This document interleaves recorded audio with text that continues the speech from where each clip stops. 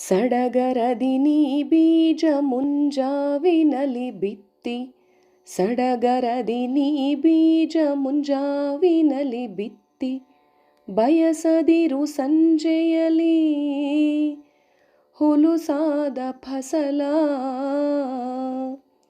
ಸಮಯ ಬೇಡವೆ ಸಸಿಗೆ ಬೆಳೆದು ಕಾಯಿ ಕಚ್ಚಲಿಗೆ, ಸಮಯ ಬೇಡವೆ ಸಸಿಗೆ ಬೆಳೆದು ಕಾಯಿ ಕಚ್ಚಲಿಗೆ.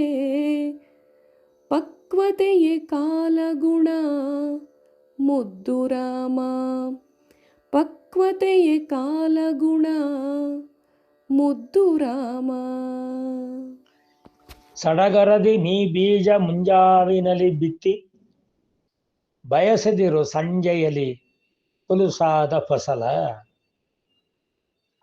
ಪಕ್ವತೆಯೇ ಕಾಲಗುಣ. ನಾವೆಲ್ಲ ಕಾಲಾತೀತರಲ್ಲ, ಕಾಲಕ್ಕೆ ಅಧೀನರು. ಈ ಕಾಲ ಹೇಗೆ ನಮ್ಮನ್ನು ಕೊಂಡೊಯ್ಯುತ್ತೋ ಅದರ ಹವಾಗುಣದಲ್ಲಿ ಬದುಕ್ತಕ್ಕಂತಹ, ಜಮ ಆಗಿರ್ತಕ್ಕಂತಹ ಗುಣದ ಮನುಷ್ಯರು ನಾವು.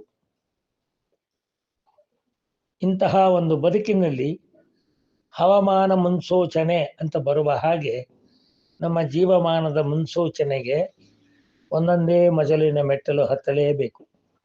ಮೊದಲು ಶಿಶುವಾಗಿರ್ತೇವೆ, ಆ ನಂತರ ನಾವು ಶಿಶುವಿನ ಅವಸ್ಥೆಯಿಂದ ಅಂಬೆಗಾಲಿಕ್ಕುವ ಮಗುವಾಗುತ್ತೇವೆ.